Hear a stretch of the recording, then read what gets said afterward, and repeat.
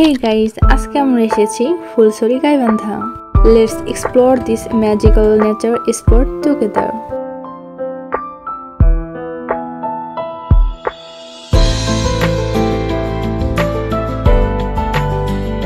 তোমরা কারা কারা গিয়েছিলে এবং কারা কারা যাওনি তাদের জন্য এই ভিডিওটি। প্রথমে আমরা সাদুল্লাপুর থেকে গাইবান্ধা দিকে যাই, তারপর গাইবান্ধা থেকে রিকশায় উঠি। এটা হলো গাইবান্ধা পৌর পার্ক। তারপর আমরা রিকশায় চড়ে যাই সিএনজি স্ট্যান্ড, যেখান থেকে আমরা যাব ফুলছড়ি নদী থেকে। আর অনেক বেশি বৃষ্টি হচ্ছিল, আমরা অনেকক্ষণ দাঁড়িয়েছিলাম কিন্তু কোনোভাবে থামছিল না। পরে যখন থেমে যায় আমরা শুট করি, কিন্তু ওয়েদারটা দেখতেই পাচ্ছ কেমন অন্ধকার মুখ করে আছে। পাশে ছিল অনেকগুলো ঘোড়া এবং নদীর উপারে ছিল একাধারে কাশফুল।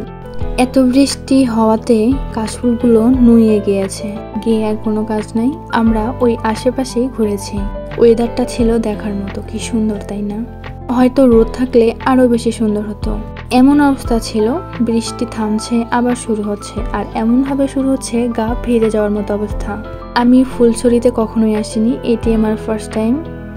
ওয়েট, শুধু কি দেখলেই হবে? নদী সম্পর্কে জানতে হবে না? তাহলে চলো আমি জানিয়ে দেই। এই নদী আসলে ব্রহ্মপুত্র থেকে বের হওয়া একটা শাখা নদী। বর্ষাকালে যখন পানি ভরে যায় তখন চারপাশে চরগুলো পানিতে ডুবে যায়, আর নৌকা, মাছ ধরা সবকিছুতেই প্রাণ ফিরে আসে। ফুলছড়ি নদী আসলে শুধু পানি নয়, এটা গাইবান্ধার মানুষের জীবনের গল্প, তাদের হাসি কান্না আর টিকে থাকার লড়াই। তোমরা এই বছর কে কে ফুলছড়ি গিয়েছিলে? Don't forget to comment below and share your experience. আজকের ভিডিওটি এই পর্যন্ত। Bye bye.